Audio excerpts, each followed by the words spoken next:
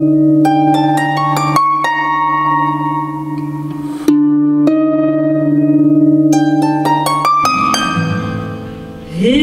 Wasser, in Feuer, will sie gelaufen vor ihr Kind, nicht halten in Teuer, das ist gewiss, die wir sind, häufig glücklich in Reich, ist der Mensch auch als Schein mit Ungeschenk von Gott, jüdische Mame, Mame, Mame, mein.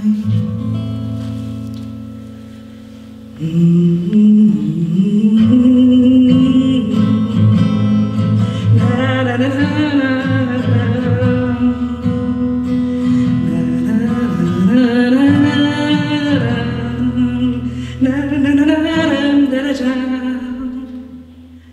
Et moi, je sais que jusqu'à la fin de mes jours, je garderai gravé en moi pour toujours tout l'amour de ma Yiddish Mame, Mama, Manka.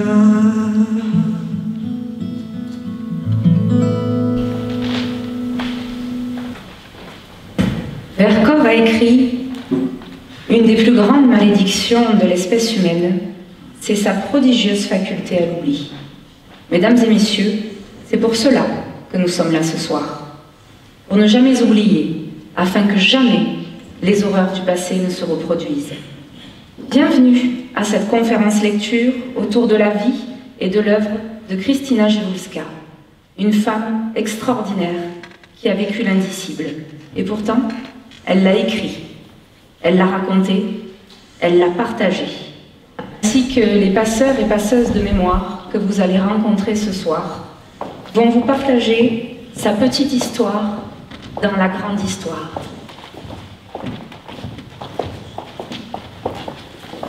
Voici ces petites filles, Ève et Estelle, la belle-fille de Krystyna, Thérèse, sa arrière-petite-fille, Chloé, ainsi que Hélène, Catel et Marjorie.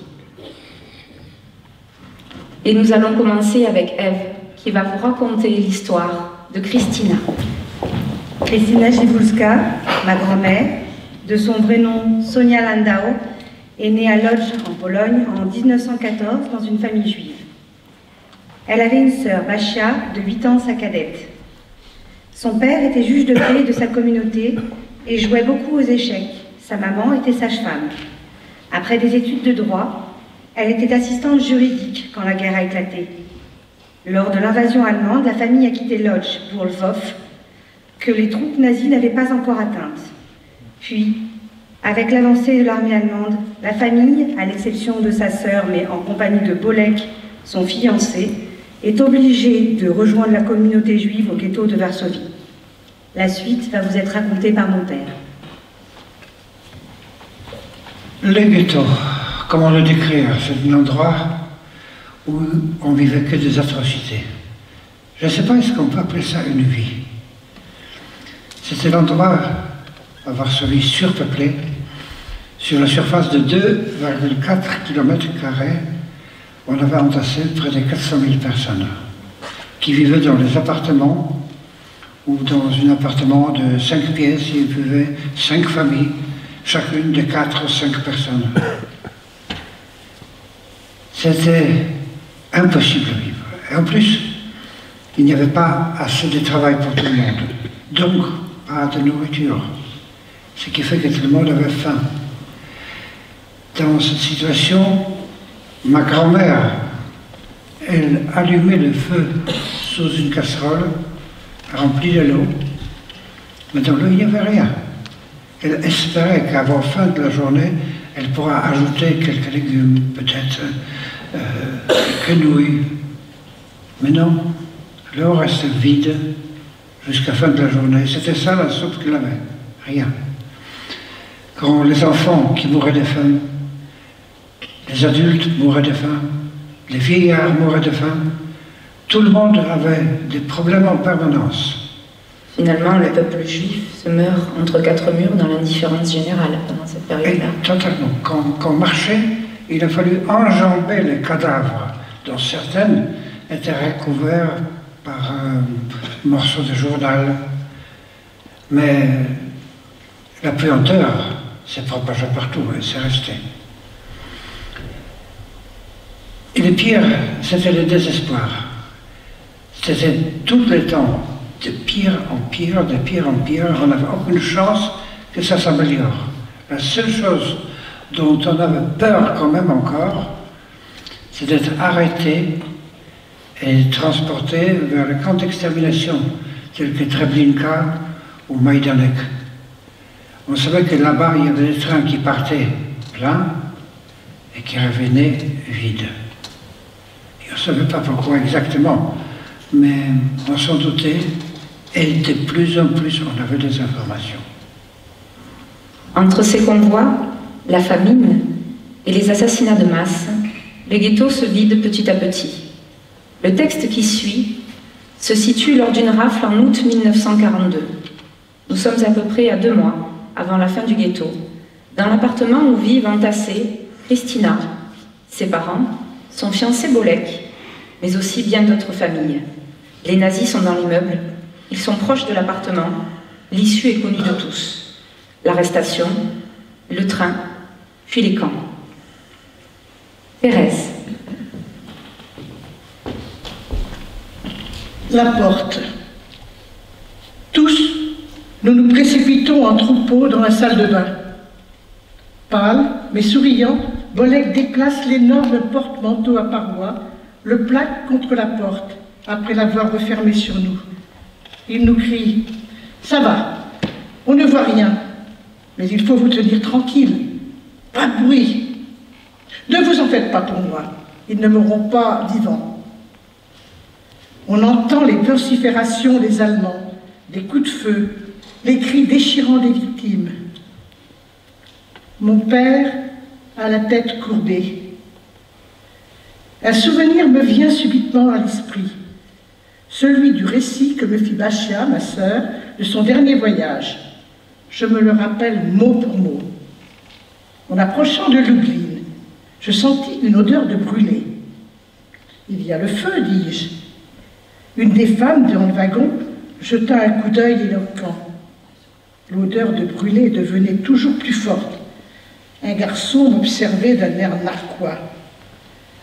J'avais peur. Je sentais la fumée pendant plusieurs kilomètres encore.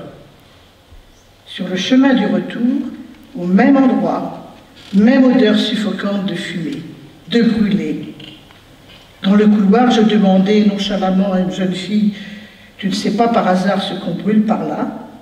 Elle répondit « On brûle les petits youpins. » Un coup de feu retentit derrière la porte, puis un second, suivi de bruits de bottes et de jurons. « Verflucht normal, kein Mensch zu Hause. Rausch, meine, raus !» J'étreins convulsivement la main de ma mère. D'interminables secondes s'écoulent. Un autre coup de feu. Et c'est le silence. Personne n'ose bouger. Non, je dois agir, entreprendre quelque chose. Plutôt le suicide que la mort à petit feu. Le fils du vieux monsieur Rosenberg en trouve lentement la porte. Nous entendrons le bruit du porte-manteau qui glisse. Il n'y a personne dans l'appartement, ni dans l'escalier. Du logement des voisins, dont la porte est grande ouverte, émane la tiédeur d'une vie non encore éteinte. Sur le palier, je me penche par-dessus la main courante et crie dans le vide « Bolek !» Un écho déchirant me répond « Bolek, où es-tu? Réponds-moi !» Silence.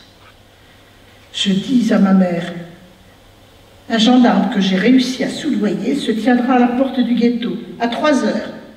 Il nous laissera passer. Habille-toi, il est temps de partir. » Maman me regarde tout hébétée. Que dois-je mettre? Ton manteau. Il fait chaud, mais tu en auras besoin plus tard. Enlève ton brassard, nous sortirons sans brassard. Mon père reste assis près de la table. Heureusement, il nous tourne le dos. Il se tait. Il m'est impossible de prendre papa avec nous. Il boite. Et ton père, demande-t-elle? Il ne peut pas venir. Il nous ferait du tort, et à lui-même aussi. Papa doit comprendre. Le plus terrible a été dit. Il n'y a plus qu'à nous en aller au plus vite. Si papa dit seulement un mot, ou s'il regarde de notre côté, je n'aurai plus le courage d'agir. Papa se tait. Il se tient tout raide. Il ne bouge pas. Maman est prête. Je devrais dire quelque chose à papa. C'est peut-être l'adieu définitif. Non, autant ne rien dire. Nous devons passer tant que mon gendarme est de faction. Il n'y a pas une seconde à perdre. Je viens, dit-elle, machinalement. Je prends son bras. Une fois devant la porte, elle se retourne pour regarder papa, sans dire un mot. Le gendarme soudoyé n'est naturellement qu'un pieux mensonge. Le ghetto est cerné de toutes parts. L'étau se resserre toujours davantage. Il n'est pas de fente par où l'on pourrait se faufiler. Dans tous les cas, c'est la mort. La rue est déserte. Un typhon vient d'y passer.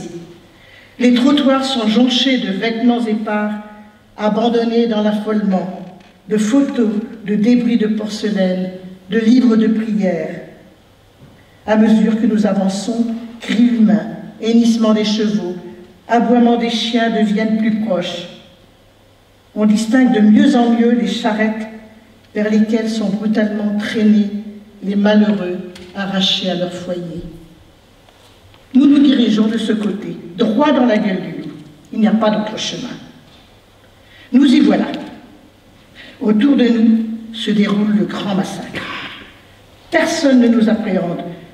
Nous n'éveillons pas le moindre intérêt, car bien que nous trouvons dans leur champ de vision, nous ne faisons pas partie du territoire où ils font la chasse à l'homme aujourd'hui. J'hésite entre deux chemins. Je dois décider sur le champ par où atteindre la porte. Il n'y a pas une seconde à perdre. Je regarde maman. Pour la première fois depuis notre départ, elle est l'image du désespoir. La porte se dessine distinctement au loin. J'aperçois un groupe de SS qui, apparemment, ne font pas partie du corps de garde du ghetto.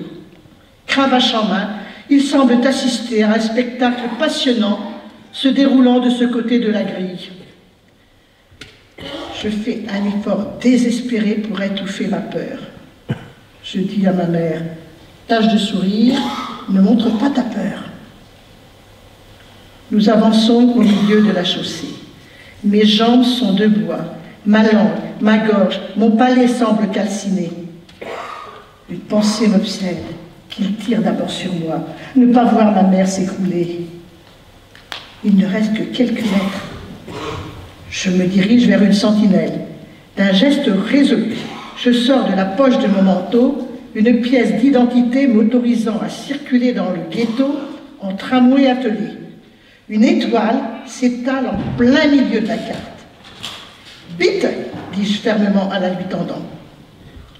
Il regarde, baisse les paupières, il relève la tête, il m'observe comme si j'étais un lion bipède. Il déplace son regard sur maman. « Ausweis, laissez passer, marmonne-t-il. »« Zusammen, ensemble. » Ma réponse est presque provocante. Sa stupeur grandit. Il se penche de nouveau sur ma carte étoilée. Il relève la tête. On voit qu'il a pris une décision. « Los, là, dégagez !» lance-t-il sèchement. De son fusil, il indique la direction, celle du côté arien. J'entraîne maman. Nous avançons. J'entends un coup de feu. Nous nous arrêtons. Nous attendons. Il nous faut continuer. Nous marchons. Nous marchons toujours. Et tout à coup, le tumulte derrière nous s'éloigne et faiblit. Je ralentis. Je respire à fond. Une douce tiédeur remplit mes poumons. Autour de nous, c'est l'inertie somnolente d'un dimanche d'août. Je distingue maintenant une rue inconnue, une rue étonnamment calme et propre. J'ai sur moi 65 zlotys, dit maman. Là, à gauche, il y a un kiosque où on vend de l'eau minérale. Donne 5 zlotys et ne bouge pas d'ici. Nous mangeons, chacune un petit pain, et buvons au boulot de la bouteille. Une douce bouffée de vie nous enveloppe. Du fond de ma conscience, un vague souvenir émerge d'une conversation téléphonique que j'ai eue avec ma mère le dernier jour où l'on pouvait encore appeler du ghetto. Elle parlait avec insistance. « Je vous attendrai tous les jours à 4 heures. Place Wilson, essayez de sortir. N'oublie pas, à 4 heures, tous les jours, place Wilson. J'y serai. Je t'en supplie, tâchez de sortir. Je vous attendrai tous les jours. » Que veut dire tous les jours? Tous les jours? Pendant combien de temps? Plusieurs semaines se sont écoulées depuis cette conversation au téléphone. Elle devrait venir à ce rendez-vous tant que durera le ghetto. Mais peut-on considérer que le ghetto existe encore? Non. Ma sœur a les pieds sur terre. Elle n'y va plus. Après tout, elle y va peut-être tous les jours. Ma sœur n'avait pas de papier, ni de logement, ni d'argent. Elle est peut-être en prison, qui sait, ou morte. La place Wilson est encore loin. Il nous faut prendre un tramway, dis-je, le plus simplement du monde, jusqu'à la place Wilson. Là, nous nous reposerons chez des amis. Qui sont ces amis chez qui nous devons aller? Tu ne m'en as jamais parlé? Ce sont des amis de Bachia. Nous y sommes. C'est l'endroit, c'est l'heure. Voilà la maison, dis-je en manière d'information. Attends-moi, je vais juste me renseigner s'ils sont à Varsovie. Je me dirige vers l'entrée de la maison. C'est alors que du fond de la rue, un cri me parvient. « Maman !» Une jeune fille se précipite en notre direction. Ma sœur.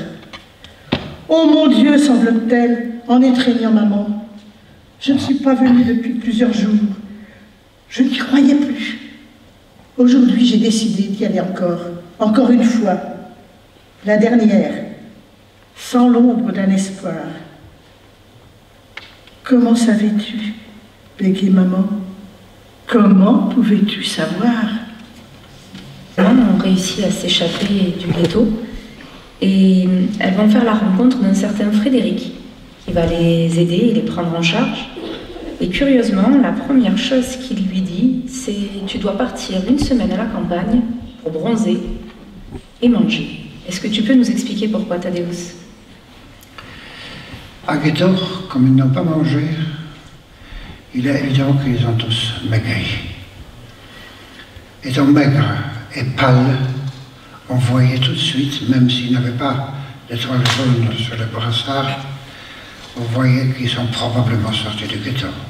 Il a fallu qu'ils prennent des couleurs et il a fallu qu'ils prennent du poids pour se faire passer pour des Ariens. Ce n'était pas vraiment un problème pour ma mère parce qu'elle était blonde, aux yeux bleus, mais sa pâleur la trahissait. Donc elle a réussi à partir à la campagne avec sa mère.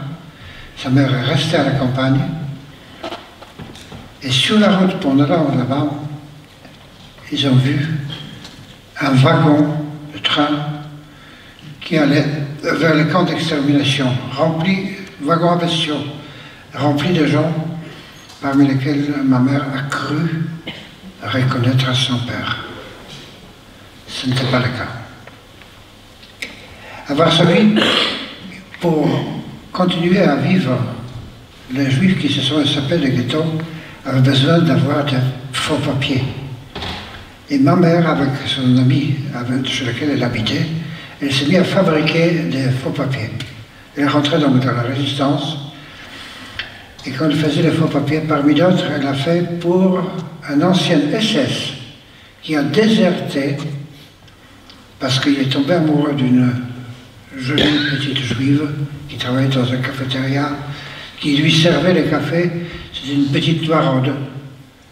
Il a voulu être avec elle, mais ce n'était pas possible. Donc, ils ont fait tout pour faire passer des Juifs de l'endroit où ils étaient, de Varsovie, en Autriche. Et je crois savoir qu'ils ont aussi aidé à sauver un bébé dans des conditions assez rocambolesques. Oui, c'était très surprenant. Les photos de ma mère, je n'ai pas les photos, les images de ma mère, à l'époque ce n'était pas forcément les photos, mais c'était les dessins qui la représentaient, étaient placardés sur tous les murs de Varsovie. Et quand ma mère allait à la gare pour aller dans le village où elle avait du papier, où elle avait tous les éléments nécessaires pour la fabrication des faux documents, elle ne savait pas comment rentrer dans la gare, parce que la gare était pleine de Gestapo. Et là, elle a vu un officier supérieur de Wehrmacht. Wehrmacht, ça n'a rien à voir avec les SS. SS, ce sont des volontaires, les hitlériens qui veulent travailler pour Hitler. Wehrmacht, ce sont des soldats appelés, qui n'ont pas du tout envie de faire la guerre, mais qui sont plus ou moins obligés. Elle a vu ces officiers, elle est venue pour lui demander l'heure, et comme ça, en bavardant avec lui, elle est rentrée à la gare. Ensuite, dans le train, à un moment donné, elle a vu que les Gestapo étaient dans le train, elle était en train de scruter tous les compartiments, chercher. Donc elle allait en arrière du train. Au dernier moment, elle ne pouvait plus aller plus loin, et les soldats de Wehrmacht, ils étaient 8 dans un compartiment, ils ont vu une jeune fille effrayée, ils ont compris tout de suite, ils lui ont montré sous les bottes. Elle s'est cachée sous les bottes de 4 soldats de Wehrmacht. Il y avait 4 d'une côté, 4 en face. Quand le train s'arrêta, pour sortir, à nouveau la même scène. À nouveau le Gestapo à la gare. Mais le même officier est descendu aussi. Donc elle s'approcha de lui. Elle lui a demandé comment se passait le voyage, est-ce que c'était agréable. Et comme ça, en bavardant avec lui, elle est sortie devant le nez des Gestapo. Malheureusement, ce genre de subterfuge ne pouvait pas fonctionner tout le temps. Rapidement, elle s'est fait arrêter et était mise dans la prison. Là, donc on voit ici le train dont je parlais, faux papier. Elle était mise dans la prison de Pawiak, la prison qui existait depuis longtemps, qui était pour les prisonniers politiques encore en Pologne avant la guerre. Donc on voit ici un couloir. Ensuite, elle était interrogée par le Gestapo, et je parlerai de ça peut-être un petit peu. Si, très rapidement, quand elle était interrogée, elle faisait croire qu'elle est une idiote complète, qu'elle est un imbécile. Ça, c'était beaucoup plus facile que d'essayer de réfléchir et de discuter avec les SS. Dans ce cadre, elle a commencé par dire le premier mot. En fait, mon nom, ce n'est pas Zofia Wiśniewska, qui est déjà un faux nom. Mon vrai nom, c'est Krystyna Jewulska. C'était une femme qui était enregistrée à l'endroit où elle habitait pour qu'on puisse avoir le talon pour la nourriture, le talon supplémentaire. Au départ, le SS a dit « Quoi? Vous allez vouloir raconter des histoires, vous savez que vous êtes ici à Gestapo, vous devez dire toujours la vérité. » Mais oui, justement, c'est pour ça que je vous ai dit ça. Parce que sinon, vous risquerez, si vous le découvrez de vous-même, me reprocher d'avoir menti. Et l'avantage de s'appeler Krystyna Jewulska, c'est que ce n'était pas juif. C'était pas juif, effectivement. Et elle a été arrêtée finalement en tant que résistante et non pas en tant que juive. Exactement. Ah, c'était très drôle parce qu'à un moment donné, il y a parmi des Gestapo qui lui a posé la question « Seriez-vous juif par hasard ?» Et là, elle dit, quoi? Comment osez-vous? L'art de la comédie. En yiddish, on appelle ça chutzpah. C'est le culot, bon.